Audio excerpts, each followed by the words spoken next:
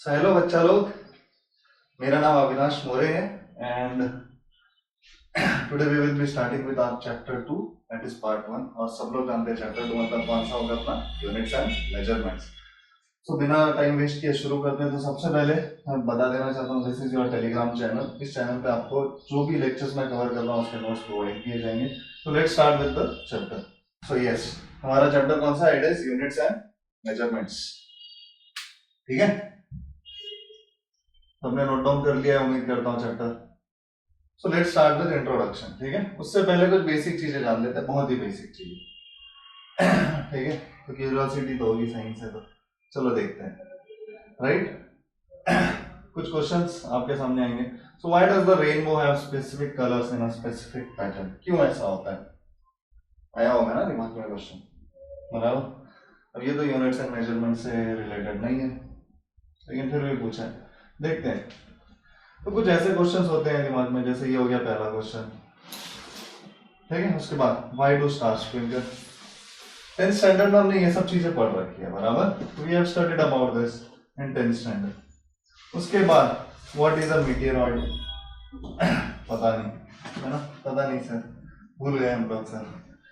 Correct, चलो आगे देखते हैं और देखते हैं। देख रहे हैं कंटिन्यूस ऐसे ऐसे ऐसे ऐसे किया जाता है। सोचो क्या हो सकता है, क्या बताना चाह रहा हूँ। फिर उसके why do day and night occur in a cyclic order? ऐसा ही क्यों होता है यार? रात के बाद फिर रात क्यों नहीं हो जाती? वो तो ऐसा होता था हम लोग फिर सो जाते, मजा आता है ना, बिल्कुल। पर ऐसा नहीं है, रात है तो दिन है, उसके बाद फिर रात है। चलो और आगे देखते हैं। सो all this question lead towards, है ना, ये क्वेश्चन हमें कहाँ लेके जा रहे हैं? ये क्वेश्चन हमें लेके जा रहे हैं टूवर्ड्स क्यूरियोसिटी, बराबर। ये क्वेश्चन हमें कहाँ लेके जा रहे हैं? Leads towards curiosity. समझते हैं और इसको अच्छे से। अब देखो, क्यूरियोसिटी तो आ गई सर, है ना, लेकिन अब इससे हम कहना क्या चाह रहे हैं? अभी तक पल्ले तो नहीं पड़ रहा, वही चीज तो समझनी है बेटा। चलो आगे। And curiosity leads towards, curiosity हमें कहाँ लेके जाती है? बोलो। It leads towards science. यही तो हमें पढ़ना है यहाँ पे, बराबर। तो पहला वाला चैप्टर याद करो, बेसिक्स ऑफ फिजिक्स। या फिर हम लोग जो फिजिकल इंट्रोडक्शन देखा था, फिजिक्स का इंट्रोडक्शन देखा था, साइंस का इंट्रोडक्शन। तो बेसिकली उस दिन हम लोगों ने वहां पे साइंस पे छोड़ दिया था, करेक्ट। तो आज उसका जवाब उम्मीद कर लो मिल चुका होगा। It is curiosity that leads towards science. आगे देखते हैं। ठीक है, next is what is science. अब साइंस क्या है? उस दिन में हमने देखा था, it is a systematic knowledge या फिर समथिंग टू नो, और जो हमें पता है, तो systematic knowledge of the physical और material world gain through observation and experimentation, है ना। तो ये किस पे डिपेंड कर रहा है? Depends on observation and experimentation. आगे बढ़ते हैं, बराबर। फिर उसके बाद second important word is experimentation. Next is observation. So observation need not be always correct, है ना। जो तुम ऑब्जर्व करते हो क्या वो हमेशा सही होता है?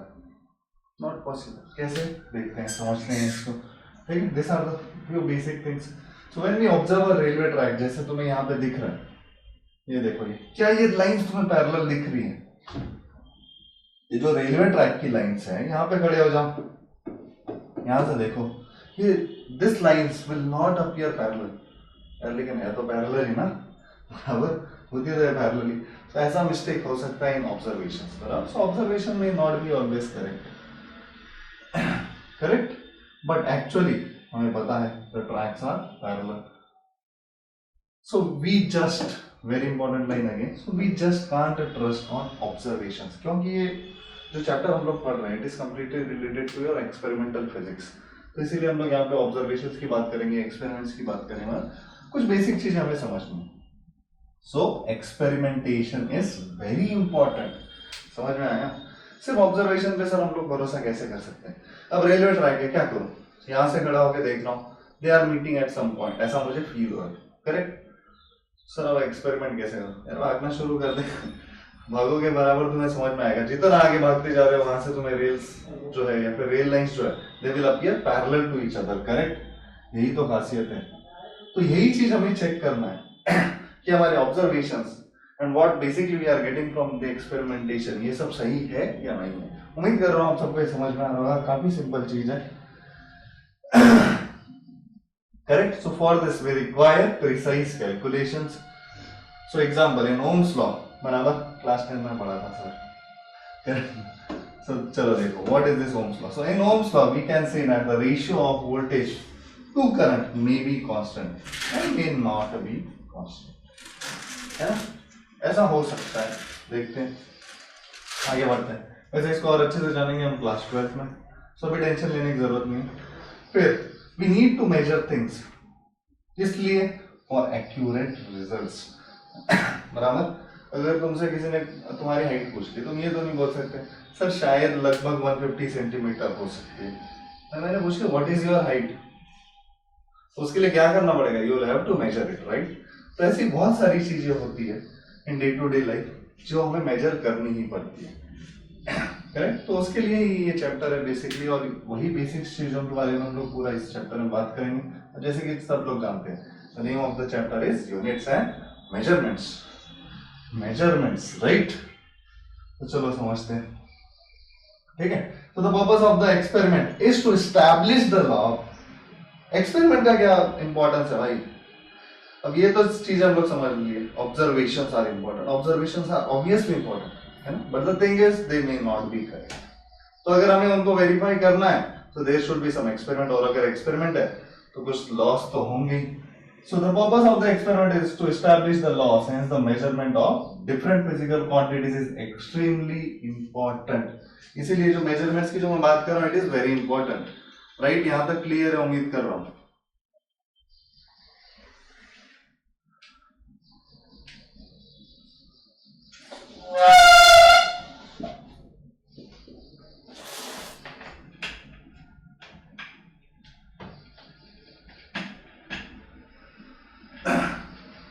ठीक है, यहाँ तक समझ में आ रहा है सबको? एक मिनट, थोड़ा मुझे टेबल आ गया। So hope so this thing is clear to everyone, और सब कुछ अच्छे से समझ में आ रहा होगा। ठीक है, क्यों हमें हमारे जो डे टू डे लाइफ में जो भी हम लोग इंपॉर्टेंट चीजों की बात करते हैं या फिर साइंस से रिलेटेड बात करते हैं, why experimentation is very important. ठीक है, आगे बढ़ते हैं। ठीक है, फिर उसके बाद अब सर यहां से और कहां जाएंगे? So this leads us to a very important topic again, which is measurement. क्योंकि भाई अगर एक्सपेरिमेंट करना है and you have to verify something, तो उसके लिए तुम्हें क्या आना जरूरी है? So it is very important that you must understand the concept of measurement for this. तो अब समझ में आ गया होगा व्हाई वी नीड मेजरमेंट। हमें मेजरमेंट की जरूरत क्यों है? वी नीड मेजरमेंट बिकॉज हमें एक्सपेरिमेंट्स परफॉर्म करने हैं। वो एक्सपेरिमेंट्स कैसे होने चाहिए? They should be precise enough. उसके लिए हमें क्या करना पड़ता है? We need to do the calculation, बराबर। तो चलो आगे बढ़ते हैं। उसके बाद कुछ टर्म्स के बारे में जानते हैं। ठीक है, अब तुम लोगों ने तो सुना ही होगा weight, correct, this is the weight. Next length, उसके बाद हाइट, सर ये तो बहुत आसान चीज है, बचपन से सुनते आ रहे हैं हम लोग। और next is temperature, then next is pressure, उसके बाद आता है तुम्हारा टाइम। इन सारी क्वांटिटीज को क्या बोलते हैं? ये सारी quantities, all this quantities are known as physical quantities. कौन सी क्वांटिटीज बोला जाता है इन सबको? This are physical quantities, right. तो चलो फिजिकल क्वांटिटी क्या होता है ना सर, इसकी अच्छे से डेफिनेशन बता। तो चलो note down this definition. So this is the definition of physical quantity. ऐसी कोई भी क्वांटिटी जिसे हम मेजर कर सके उसे बोला जाता है physical quantity. So quantity which can be measured is a physical quantity, correct. Example, मैं लेंथ मेजर कर सकता हूँ, यस सर, बराबर। ये किसमें मेजर करते हैं? लिखना शुरू कर दो, या तो सेंटीमीटर या तो मीटर, बराबर। स्टैंडर्ड फिलहाल हम लोग स्केल लेते हैं तो सेंटीमीटर की बात करते हैं। मास केजी में दुकान में जाते हो तो 1 kilo sugar 2 kilo. Velocity 9th standard में पढ़ा है, मीटर पर second. Then temperature, degree Celsius, Kelvin, ये सब सुना होगा तुम लोगों ने, correct. Area metre square, volume metre cube, या इसको बोलो तो ये लेंथ का स्क्वायर होता है, ये लेंथ का क्यूब होता है। फिर डेंसिटी, सब सुना है, density is mass upon volume, mass upon volume. अब देखो मास क्या था, मास क्या था मेरा केजी, वॉल्यूम क्या था मेरा मीटर क्यूब, तो ऐसे बनाते हैं यूनिट, समझ में आया? So unit for density will be KG per meter cube and all this are measurable quantities. कैसी क्वांटिटीज है, इन्हें हम मेजर कर सकते हैं। तो जिन भी क्वांटिटी को हम मेजर कर सके they are known as physical quantities, समझ में आया? अब नॉन फिजिकल क्वांटिटी क्या होगा, ऐसी क्वांटिटी जिसे हम मेजर ही ना कर सके, बराबर। For example love, hatred, like etcetera, बराबर। अब देखो ये अपने रिस्क पे लिखना, घर में डंडे पड़ेंगे मुझे मत बोलना, बराबर। ये क्या शब्द लिखे हैं, बट ये वही चीज है, ये ऐसी चीज है जो हम मेजर नहीं कर सकते, है ना। पूछो बाजू वाले से, है ना, how much you love me, इतना इतना इतना इतना इतना, यही करते रहोगे, बराबर। लेकिन ये मेजर कर सकते हो, नहीं कर सकते, ठीक है। सो ऐसी quantities which are non measurable, they are known as non physical quantities. Is this clear? Yes.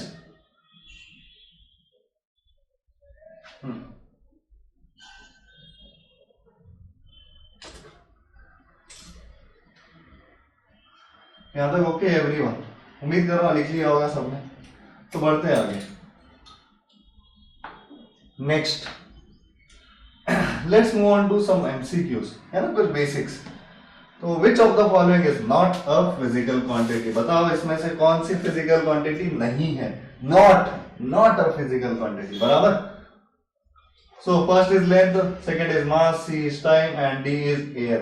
कौन सी इसमें से फिजिकल क्वांटिटी नहीं है, तो the quantity which can not be measured, बराबर। तो quantity which can not be measured is a non physical quantity. So not a physical quantity मतलब यहां पे बात की गई है नॉन फिजिकल क्वांटिटी की, non physical quantity. Non physical quantity मतलब जिसे मेजर नहीं कर सकते, इसे मेजर कर सकते हैं, हाँ, तो ये नहीं है। इसे मेजर कर सकते हैं, इसे मेजर कर सकते हैं मास को, हाँ, तो ये भी नहीं है। टाइम को मेजर कर सकते हैं, हाँ, तो ये भी नहीं है। एयर, इसको मेजर कर सकते हो क्या, नहीं।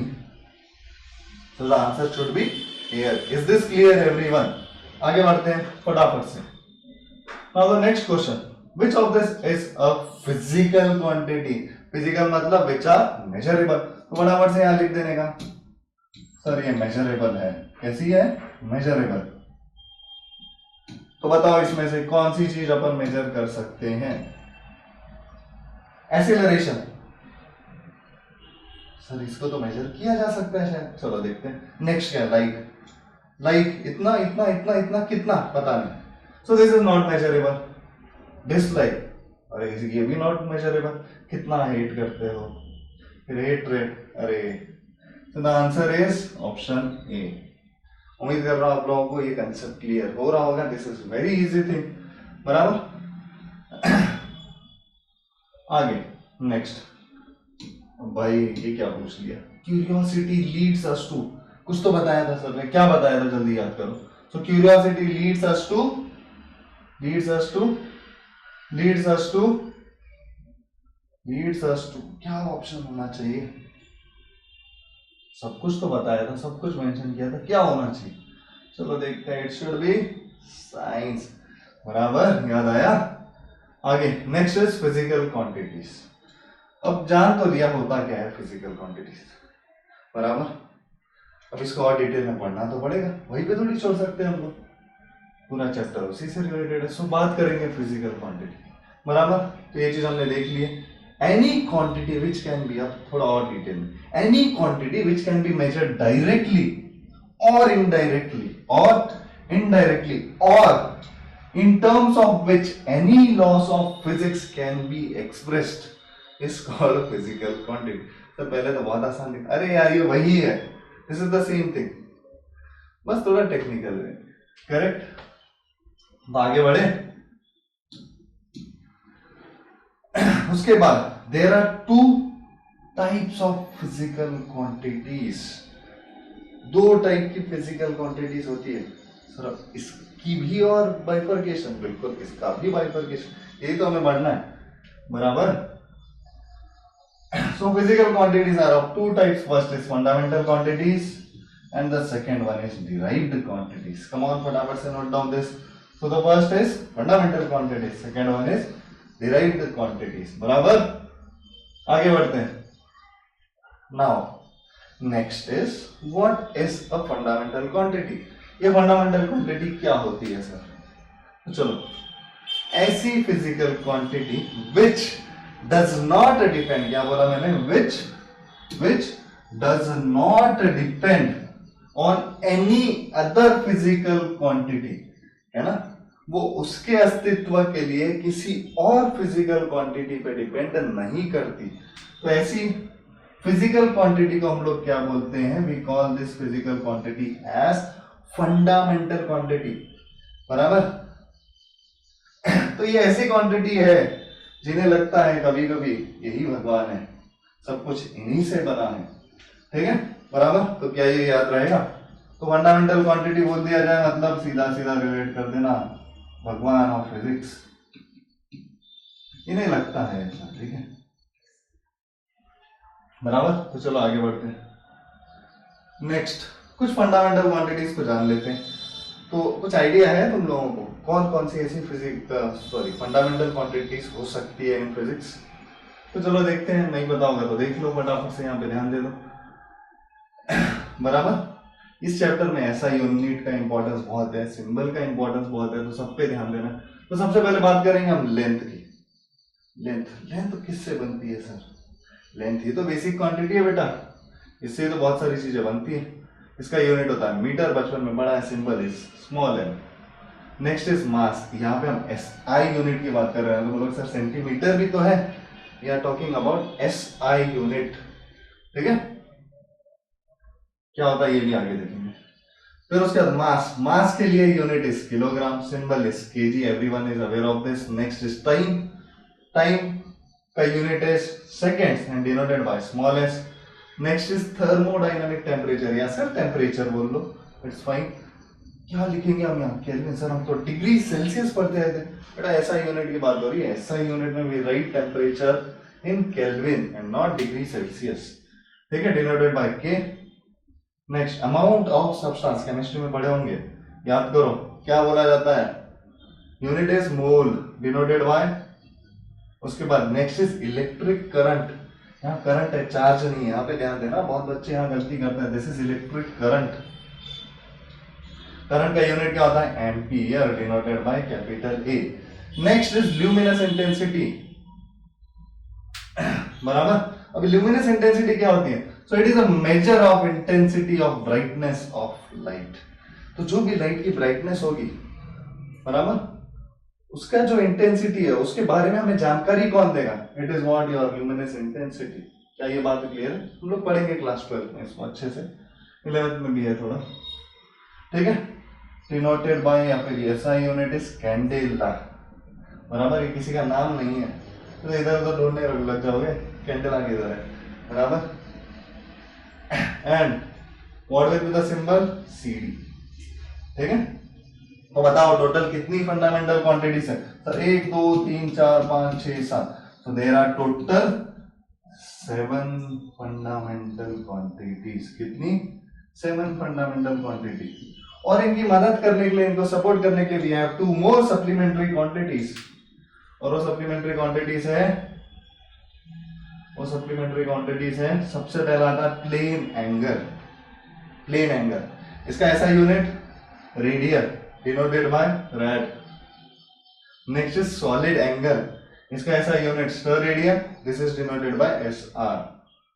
आगे बढ़ते हैं, ठीक है. अब ये होता क्या है? सॉलिड एंगल, प्लेन एंगल, वो देख लेते हैं एक बार शॉर्ट में फटाफट से, ठीक है. तो सबसे पहले सॉलिड एंगल या प्लेन एंगल देख लेते हैं. चलो प्लेन एंगल, ठीक है. प्लेन एंगल, एक 2D फिगर बनाओ, बराबर, करेक्ट. तो ये जो एंगल होगा, ये तुम लोगों ने बचपन में पढ़ाया, थोड़ा याद कर लो. So this is, let's suppose this angle is theta, this is radius and this is length of the arc, बराबर. सो क्या मैं यहां से लिख सकता हूं L is equal to R theta, L is equal to R theta. So this theta is what? This is plane angle. So this is a 2D angle. So as a theta क्या हो जाएगा? Theta will be L by R. This is your plane angle. And theta ऐसा unit क्या होता है उसका? Radian. बराबर. अब सेम इसको तो एक सॉलिड एक बॉल कंसीडर करो. Now consider it as a ball. ठीक है. और बॉल जो ऐसे एंगल बनाएगा ना, जैसे ये देखो ये वाला. Let's suppose this is a ball. ठीक है. करेक्ट. तो ये जो एंगल बनेगा इसे हम लोग बोलेंगे solid angle. This will be solid angle. बराबर. ऐसा यूनिट स्क्वायर रेडियन. बराबर. And divided by S. ठीक है. हमें ज्यादा इसकी जरूरत पड़ेगी, बहुत ज्यादा जरूरत पड़ेगी इसकी. Plane angle. आगे बढ़ते हैं. ठीक है. देख लो. ठीक है. यहाँ पे बताया हुआ है for simplicity, so you can refer to this also. यहाँ पे अलग से एक चार्ट दिया हुआ है मैंने वापस से for fundamental quantities, semi fundamental, फिर सप्लीमेंट्री क्वांटिटीज वापस अलग से लिखी है. उनके फॉर्मूलेस क्या है वो भी लिखे. फिलहाल इसमें कंफ्यूज नहीं होना है. Keep it simple. फिलहाल के लिए सिंपल रखो. Theta is equal to L by R. That's it. ठीक है. टेंशन नहीं लेना. सिमिलरली यहाँ पे अब देखो ये सॉलिड एंगल है. ये क्या था? Plane angle. प्लेन एंगल में क्या आएगा? 2D है तो लेंथ. बराबर. देखो theta is L by R. बराबर. यहाँ पे एक और डायमेंशन बढ़ गया तो एरिया बाय आर स्क्वायर. बराबर. नीचे और ऊपर यूनिट्स बैलेंस होने चाहिए. है यूनिट्स बैलेंस. करेक्ट. तो सिंपल चीजें याद रख सकते हो. इंटर रिलेटेड है. Is this okay? फिलहाल ऐसे याद रखो. ये आगे देखेंगे होता है. फिलहाल दिमाग पे जोर मत डालो. ठीक है. Keep it simple. बहुत आसान चीजें हैं ये. आगे समझेंगे हम लोग तो बेसिक मैथ्स देखेंगे. Next derived quantities. अबे डिराइव्ड क्वांटिटीज क्या होती है? So the physical quantities. Fundamental क्या थी? इन्हें लगता है भाई भगवान है, सब कुछ उन्हीं से बना है. बराबर. तो डिराइव्ड क्या होगी? ऐसी क्वांटिटीज जो दूसरे क्वांटिटीज पे डिपेंड हो.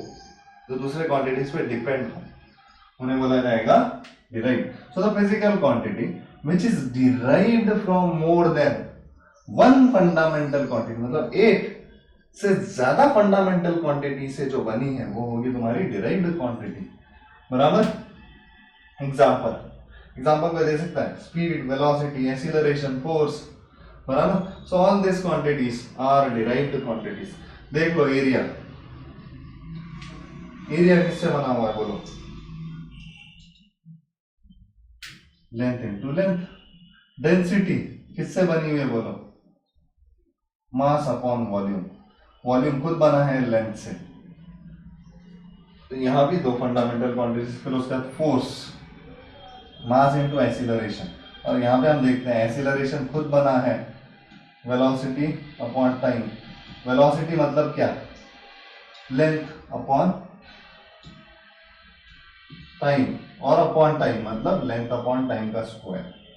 देख लो. फिर आगे वर्क एंड सो ऑन. ऐसे बहुत सारी क्वांटिटीज विच आर डिराइव्ड. ठीक है. तो डिराइव्ड क्वांटिटीज क्या? The quantities which depend on more than one fundamental quantities. बराबर. उन्हें हम लोग क्या बोलेंगे? derived quantities. यहां तक समझ में आ रहा है सबको? चलो आगे बढ़ते हैं फटाफट. नेक्स्ट सब derived quantities की बात कर लेते हैं. जैसे यहाँ पे एग्जांपल दिया है वेलोसिटी. ठीक है. हम ध्यान देना. वेलोसिटी किससे बनी है? सर ये बनी है डिस्प्लेसमेंट अपॉन टाइम. एक्सीलरेशन किससे बनी है? ये बनी है वेलोसिटी अपॉन टाइम. तो देखो इस क्वांटिटी से जो ऑलरेडी डिराइव्ड है उसी से एक्सीलरेशन डिराइव्ड है. उसके बाद वर्क. यूनिट्स लिखे हुए हैं साथ में. ये यूनिट्स लिखते चलो, इंपॉर्टेंट है और ये याद रखने हैं. बराबर. Work is what? Force into displacement. Force into displacement. अब देखो. ठीक है. यहीं पे देख लेते हैं. फोर्स जैसे हमने पहले देखा था, फोर्स बना है मास और एक्सीलरेशन से. और इनटू डिस्प्लेसमेंट कर दो मतलब एक्सीलरेशन भी डिराइव्ड है, डिस्प्लेसमेंट भी डिराइव्ड है. बराबर. तो अब क्या बोले? सॉरी डिस्प्लेसमेंट तो अपना लेंथी हो गया. ये फंडामेंटल है. बराबर. So first fundamental, second fundamental and acceleration already are derived. बराबर. तो देख लो. करेक्ट. क्या यहां तक समझ में आया सबको? Very easy concept. आगे बढ़ते हैं फटाफट से. अब कुछ एमसीक्यूज आगे है तो बीच बीच में आता रहेगा. You will have to answer. So quantity that can be measured. ऐसी क्वांटिटी जिसको मेजर किया जा सके. थोड़ी देर पहले बताया था, याद करो. और quantity which can be measured क्या बोला जाएगा उसको? क्या बोला जाएगा, देखते हैं option. Quantity, measurable quantities are known as physical quantities. So the answer is option A. आगे बढ़ते हैं next. The physical quantities which are expressed in terms of more than one fundamental quantity. अभी तो किया sir. It is derived physical quantity. बराबर. Which option again? Option A. बराबर. उम्मीद है यहाँ तक क्लियर है सबको. Next आगे. There are how many fundamental quantities? The answer is again option A, 7. अभी किया ना थोड़ी देर पहले. 7 फंडामेंटल क्वांटिटीज बताई थी. अगर कोई भूल गया होगा तो देख लो, यहाँ पे फिर से सब कुछ दिया हुआ है. Is this clear everyone? यहाँ तक उम्मीद कर रहा हूँ समझ में आ रहा होगा सबको. आगे बढ़ते हैं. Next, acceleration is a derived physical quantity which depends on how many fundamental quantity. बताओ, अभी थोड़ी देर पहले दिखाया. एक्सीलरेशन कितने फिजिकल क्वांटिटीज पे या फिर फंडामेंटल क्वांटिटीज पे डिपेंड करती है? Acceleration is velocity upon time, or velocity is length upon time. So total fundamental quantities used there is 2, that is length upon time square. So एक length हो गया, एक time हो गया. Is this clear everyone? आगे बढ़ते हैं. बराबर. लेंथ अपॉन टाइम स्क्वायर मतलब क्या? डिस्प्लेसमेंट लेंथ में होता है एंड ये टी स्क्वायर. उम्मीद कर रहा हूँ समझ में आ रहा होगा. आगे next, charge is a. Charge कैसी क्वांटिटी है? फंडामेंटल या डिराइव्ड? फंडामेंटल या डिराइव्ड? तो चार्ज इज अ, थोड़ी देर पहले देखा था, इट इज अ फंडामेंटल या डिराइव्ड? बोलो. It is a derived. याद आ रहा है? करंट फंडामेंटल लेना है, चार्ज फंडामेंटल नहीं लेना. It is a derived quantity. वही किससे? करंट और टाइम से. तो आगे बढ़ते हैं फटाफट से. जिसको नहीं पता था ये नोट डाउन कर लो. Current is charge per unit time. Class 9 10 basics याद रहना चाहिए. आगे चलो. Is this clear everyone? Fine. Next बात करेंगे यूनिट्स की. ठीक है. So measurable quantity is a physical quantity. थोड़ी देर पहले देखा, एग्जांपल भी देख लिया. Mass, length, time, area, etcetera etcetera. उसके बाद a physical quantity is magnitude into unit. ठीक है. अब इसका मतलब क्या होता है वो समझ. ठीक है. जैसे हम बात कर लो बेटा लेंथ. ठीक है. किसी ने पूछा व्हाट इज योर हाइट, क्या बोलोगे? लेट्स सपोज आंसर देना तुम्हें centimetre. What should be your answer? क्या बोल सकते हो? अराउंड, चलो कोई भी एक रैंडम फिगर लो. मान लो यू सेड 150 सेंटीमीटर. बराबर. यहां तक समझ में आ रहा है? मान लो तुमने बोला 150 सेंटीमीटर. अबे 150 क्या इन सेंटीमीटर में? तो ये मैग्नीट्यूड मतलब क्या? वैल्यू. समझ में आ रहा है बच्चा? कि magnitude is this value and unit क्या होगा? ये centimetre. Now come on tell me what is a unit. Unit क्या होता है और हमें यूनिट की जरूरत क्यों पड़ी? Why do we need unit? Sir बचपन से पढ़ रहे हैं, क्लास सेकंड थर्ड. बताओ चलो, यूनिट क्या होता है और यूनिट की जरूरत क्यों पड़ी? आ रहा है? कोई बता सकता है? ठीक है. तो जो भी आगे का वीडियो देखने से पहले बता सकता हो, कमेंट बॉक्स में कमेंट कर दें. ठीक है. तो आगे बढ़ते हैं. चलो फास्ट जानेंगे, थोड़ी देर बाद बताऊंगा. क्यूरियोसिटी पैदा किया, थोड़ी देर बाद समझें क्यों ऐसा हुआ. ठीक है. या फिर उसका मतलब क्या होगा. So example, distance 25 kilometre. जैसे भी हमने हाइट का एग्जांपल लिया था वैसे. दिस एक्चुअली मींस क्या? Distance is 25 times. इसका मतलब क्या है? 25 किलोमीटर मतलब हमें पता है 1 एक यूनिट के लिए हम लोग बोल सकते हैं. बराबर. सो 25 टाइम्स मैग्निफिकेशन ऑफ 1 किलोमीटर. तब 1 किलोमीटर को तुम 25 बार मैग्नीफाई कर दो, you will get 25 kilometre. Is this clear? ठीक है. तो ऐसे 1 किलोमीटर 1 किलोमीटर 1 किलोमीटर 1 किलोमीटर को जोड़ते चलो 25 बार, यू विल गेट 25 किलोमीटर. बराबर. तो आगे समझते हैं. तो इस 25 को क्या बोला जाता है? दिस 25 इज योर मैग्नीट्यूड और 25 is your magnitude. So magnitude is a measure of magnification. Magnitude क्या होता है? It is a measure of magnification. Sir हमें आज तक यही नहीं पता, तो उम्मीद कर रहा हूँ पता चल गया होगा। Magnitude is what is a measure of magnification of a unit. Is this clear everyone? And then what is kilometre? This is nothing but unit. पर अभी तक ये बात नहीं पता चली हमें ये एग्जैक्टली यूनिट है क्या, बराबर? ये यूनिट किसे कहते हैं ये पता नहीं चला अभी तक।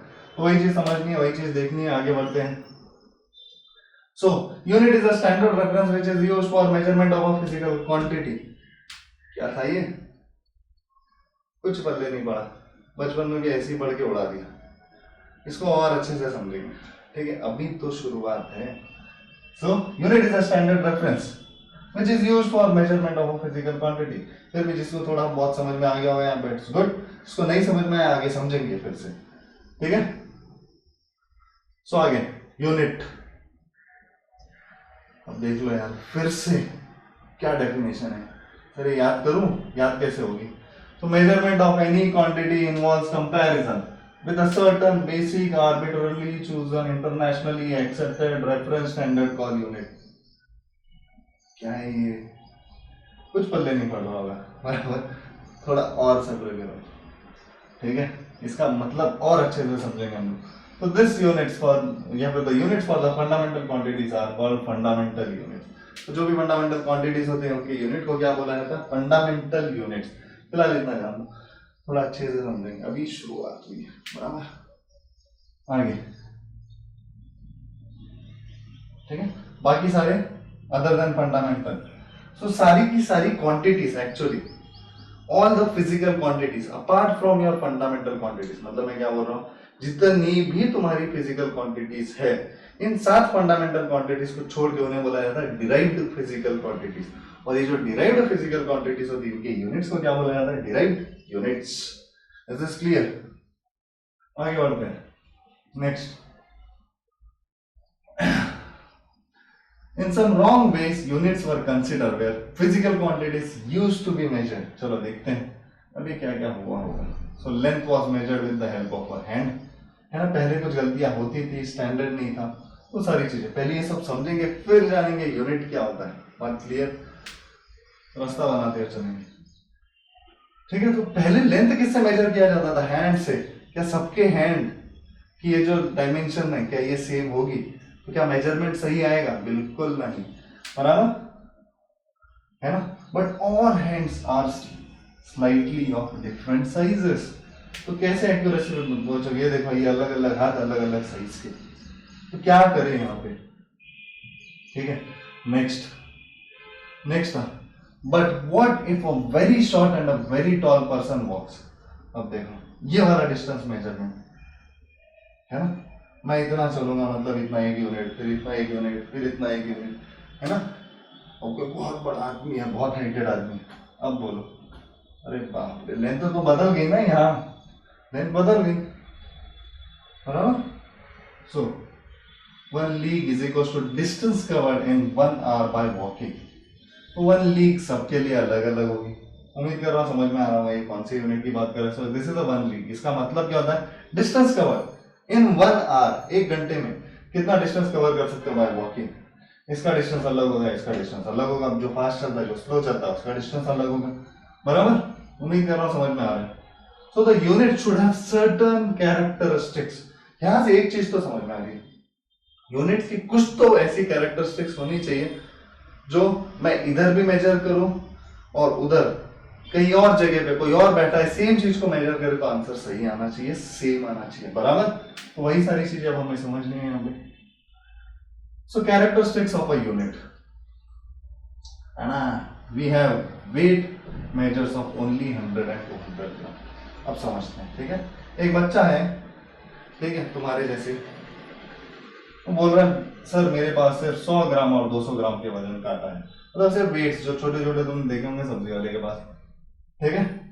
कोई मोटू आया, ठीक है, बोला ना मुझे तो मेरे हाथी का वजन करना है। अब बोल बेटा 100 ग्राम और 200 ग्राम के वेट से तुम क्या हाथी का वजन कर पाओगे? कर पाओगे? जो कर पाएगा गुड। सो बराबर, wait my elephant, so this is not possible, बराबर? So first very important thing जो हम लोग बोलेंगे, The unit must be of suitable size and easily available. Note down this characteristics of a unit में points लिखने हैं. So the first point is the unit must be of suitable size. हाथी का वजन करना है तो भाई तुम्हें टन्स में ही चाहिए, बराबर. तुम वहां ग्राम लेके जाके हाथी का वजन नहीं मेजर कर सकते. Easily available. Next, a unit should be easily available. है ना, ये तो होना ही चाहिए. लेकिन अब a unit should be easily available, और जिस भी जगह पे चाहिए वहां easily it should be reproducible at any place required. जहाँ हाथी का वजन करना था वहां जितना तुम्हें लग रहा है कि इसका वजन मुझे कौन सी यूनिट में करना चाहिए, वो यूनिट वहां इजीली अवेलेबल होना चाहिए, तभी तो उसका वजन कर पाओगे. क्या ये बात क्लियर है? आगे next, the unit must be universally accepted. Universally accepted मतलब कैसे? अब देखो, है ना, हिंदी चीनी भाई भाई जानते हैं इनकी कहानी, है ना. तो चीनी गया, बोला I want 3 quintals of sugar. 3 quintals of sugar, है ना. अबे अपना इंडिया का स्कूल का बच्चा, बराबर, बच्चे ने पहली बार क्विंटल सुना, समझ में नहीं आया ये होता क्या है. Correct. What does a quintal mean? हम स्कूल में पढ़ते हैं कहाँ है सर, बराबर. सो थर्ड इंपॉर्टेंट कैरेक्टरिस्टिक्स है, it must be universally accepted. तो ऐसा कुछ यूनिट होना चाहिए. चाइना में भी अगर कोई बैठा है, यूएस में भी कोई बैठा है, इंडिया में भी कोई बैठा है, तो अगर जैसे मान लेते चीनी शुगर, किसी दुकान में जाना है तो वहां पे हम लोग क्या बोलेंगे? मुझे 1 किलो शुगर दो, 2 किलो शुगर दो, 3 किलो शुगर दो, बराबर. ये हो गया स्टैंडर्ड. मतलब ये वहां पे भी वही होना चाहिए, चाइना, यूएस और इंडिया में. क्या बात क्लियर है? तो तुम अगर यूएस भी गए, वहां पे भी चीनी खरीदनी, 1 किलो शुगर, मतलब वहां के दुकानदार को समझ में आना चाहिए. तो उम्मीद कर रहे हैं यहाँ तक समझ में आना होगा. आगे बढ़ते हैं. नेक्स्ट 3 कैरेक्टरिस्टिक्स हो गई. फोर्थ है ना, फोर्थ यस्टरडे, है ना, एक कार्टून है, देखो क्या बोल रहा है. Yesterday a kilogram was 1000 gram but today it is only 800 ग्राम. कभी ऐसा हुआ है तुम दुकान गए, दुकानदार को बोला भैया 1 किलो चीनी देना, बोलेगा ठीक है आज तुझे 1000 ग्राम दिया, क्योंकि आज चीनी 1 किलो मतलब 1000 ग्राम है. अगले दिन जाओगे, अगले दिन बोलेगा नहीं आज 1 किलो में से 500 ग्राम है. क्या ऐसा चेंज होता है? कभी नहीं, बराबर. तो ये वही चीज है, वही चीज समझनी है. देखो कंफ्यूज हो गया फिर से, ये क्या था? स्कूल में तो बोला था 1 किलो मतलब 1000 ग्राम, यहाँ 800 ग्राम कैसे हो गया आज, बराबर. तो this can not B change. तो वही चीज है, a physical unit cannot be changed. Cannot be changed मतलब a physical unit must be invariable and well defined. क्या यहाँ तक क्लियर है एवरीवन? ये इनवेरिएबल होना चाहिए ना, वेल डिफाइंड होना चाहिए, मतलब ये फिक्स है. This is fixed. 1 केजी में 1000 ग्राम ही होंगे. कल सुबह उठोगे और दुकान जाओगे तो ये नहीं बोल सकता आज 800 ग्राम है. This is clear everyone. Next, next point, it should not be perishable. इसका मतलब क्या बताओगे तुम, है ना? कमेंट. हमारे लिए टास्क. चलो MCQs. So dash is a standard used for the measurement of physical quantities. उम्मीद कर रहा हूं सबने कैरेक्टरिस्टिक्स ऑफ अ यूनिट लिखे होंगे, बराबर. तो ऐसा कौन सा स्टैंडर्ड होता है which is used for the measurement of a physical quantity? Come on, speak up fast. क्या होता है? अभी तो पढ़ा है. It is unit. Next, system of units. Sir अभी तक आपने बताया नहीं ये यूनिट्स होता है. थोड़ा सब्र कर ले बेटा, इतने आसानी से थोड़ी पता चलेगा. ठीक है, आगे चलते हैं. Various system of units. तो कौन कौन से सिस्टम होते हैं? सबसे पहला होता है एफपीएस सिस्टम, मतलब food pound and second. Next is CGS system. ठीक है, सेंटीमीटर, सीजीएस मतलब सेंटीमीटर ग्राम सेकेंड. उसके बाद आया एमकेएस, यही ज्यादा हम लोग यूज करना है. एम इज मीटर, के is kilogram and S is second. So MKS. उम्मीद कर रहा हूँ ये 3 सिस्टम तुम्हें पता चल गए होंगे. So FPS, CGS and MKS. ठीक है, अब CGS system. CGS, so C for centimetre, centimetre मतलब लेंथ. उसके बाद gram is your mass and second is your time. So इसको बोला जाता है MLT form. M means mass, L means length, T means time. तो अभी हम लोग इसके बाद जहां पे भी यूनिट्स की ज्यादा बात करेंगे वहां यही देखेंगे इसके पास मास कितना, इसके पास लेंथ कितनी, इसके पास टाइम कितना. तो यही से समझना शुरू कर दो, ठीक है। किस चीज में बात करेंगे, MLT, देख लो CGS बोला है, क्या इसके पास भी MLT है, CGS, C मतलब centimetre, it is your length, G मतलब gram, it is your mass, T मतलब टाइम या फिर सेकेंड। क्या ये बात क्लियर है, ठीक है। आगे बढ़ते हैं, नेक्स्ट इज योर MKS देखा था अभी हमने थोड़ी देर पहले, याद करो, this is metre kilogram second, ठीक है। क्या यहाँ पे भी MLT आया, हाँ सर आया, MLT, M is mass, L is length, T is time, बराबर। क्या यहां तक क्लियर एवरीवन? आगे next is FPS system, food pound second, क्या यहां पे भी MLT आया, M is mass, L is length, T is time। तो देखो जो तीन सिस्टम्स पढ़े उसमें तीन चीजें कॉमन है, MLT, M is mass, L is length, T is time, बस यूनिट्स अलग अलग है, बराबर। कि यहां तक क्लियर एवरीवन, ठीक है। अब देखो ये कक्षा दिख रही है तुम्हारे सामने, है ना, और उस कक्षा में ढेर सारे साइंटिस्ट बैठे हैं, मान लो हम लोग भी साइंटिस्ट है सर, डेली कुछ ना कुछ रिसर्च करते हैं, बराबर। तो चलो देख लेते हैं।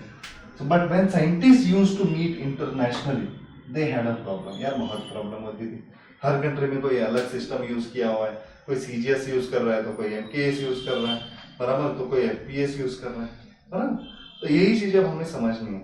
जब साइंटिस्ट मिलते थे तो सर उन्हें तो प्रॉब्लम होती होगी, और अगर वो प्रॉब्लम होती है तो हमें वो क्या करना पड़ेगा, उस प्रॉब्लम को वी नीड टू सिंप्लीफाई, बराबर। अब सिंप्लीफाई कैसे कर सकते हैं, बराबर।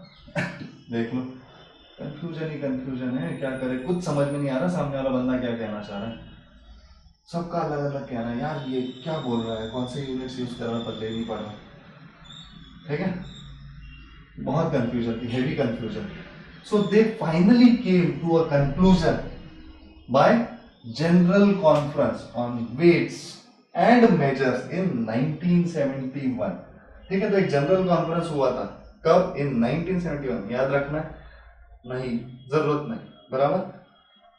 For international usage in scientific, technical, industry and commercial work at France, जरूरत नहीं है याद रखने की। They introduce an international system of units, उसे बोला जाता है SI units, SI units. Is this clear everyone? उसे क्या बोला जाता है, SI यूनिट्स। उम्मीद कर रहा हूं यहां तक सबको समझ में आ रहा होगा, ठीक है। आगे बढ़ो, next, which of the following is the characteristics of a unit,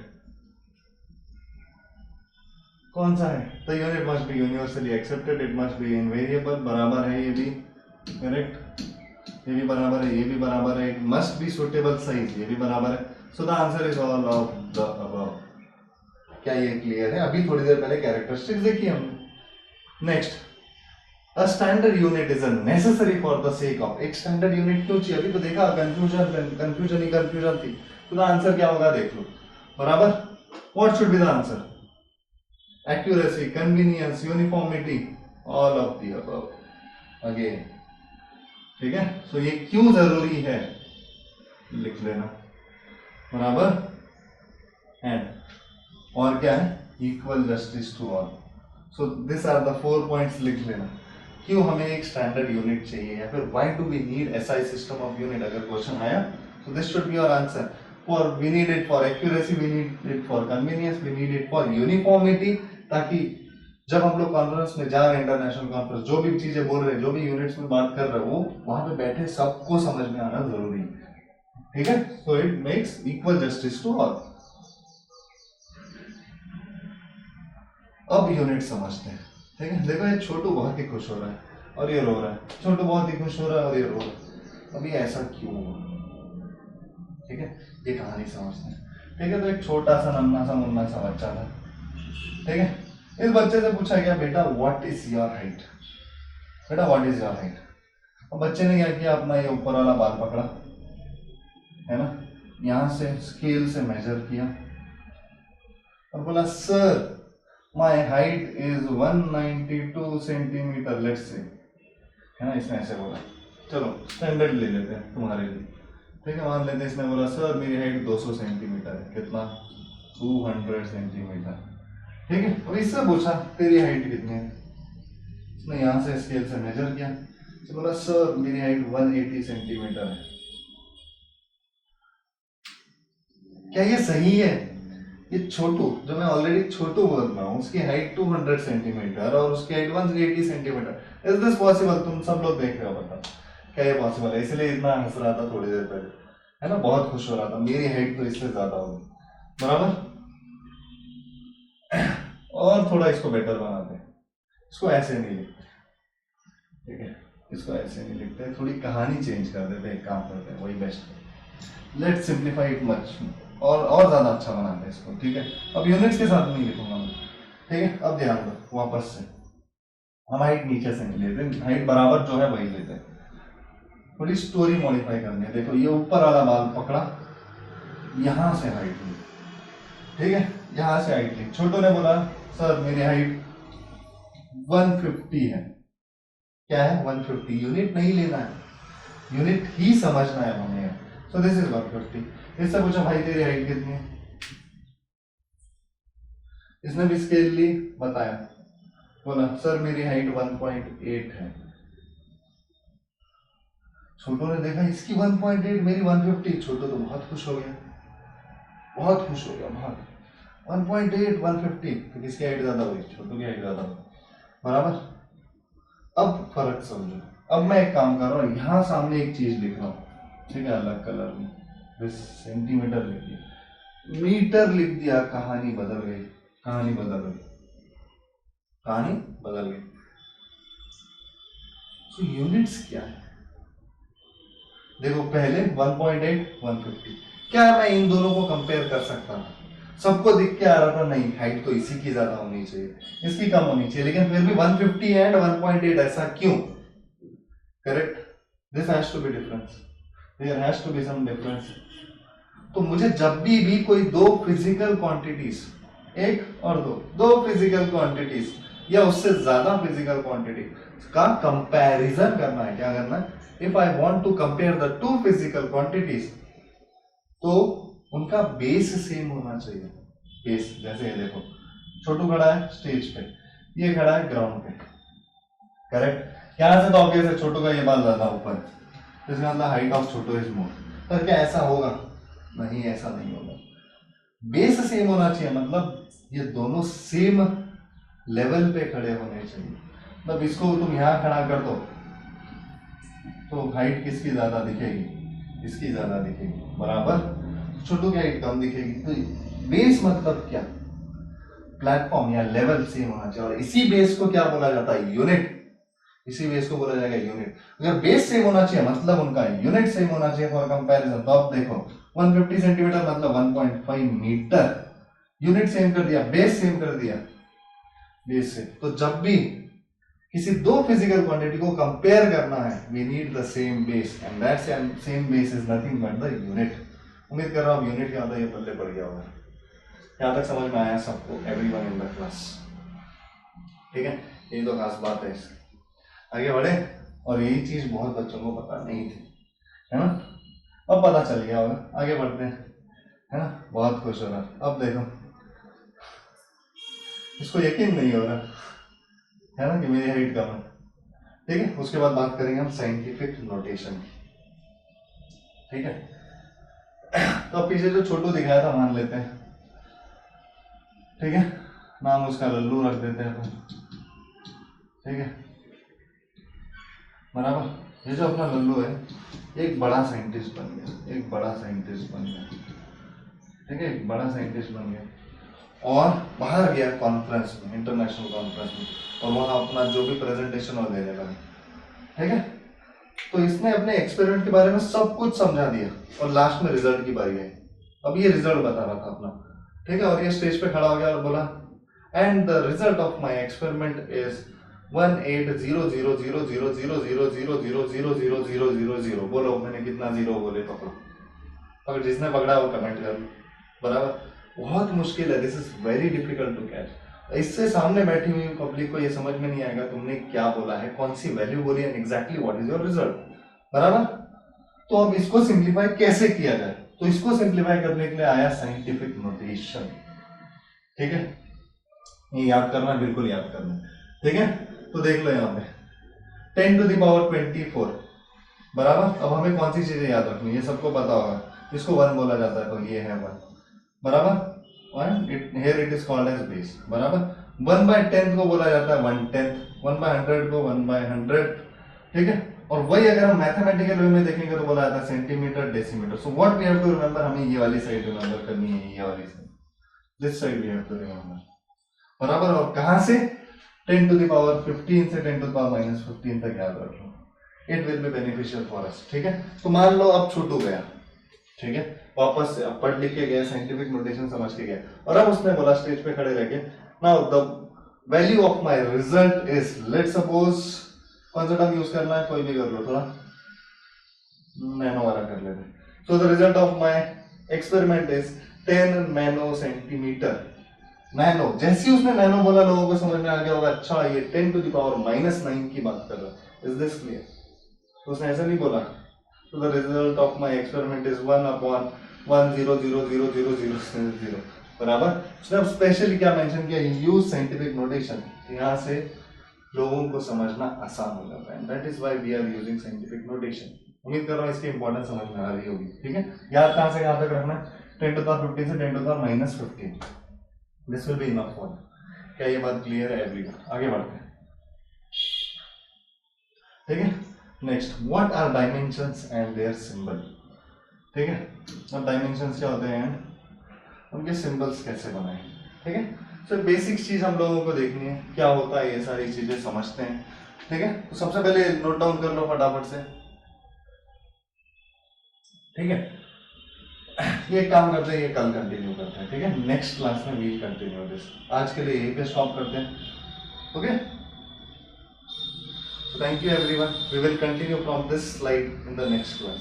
तब तक के लिए tata bye bye and take care.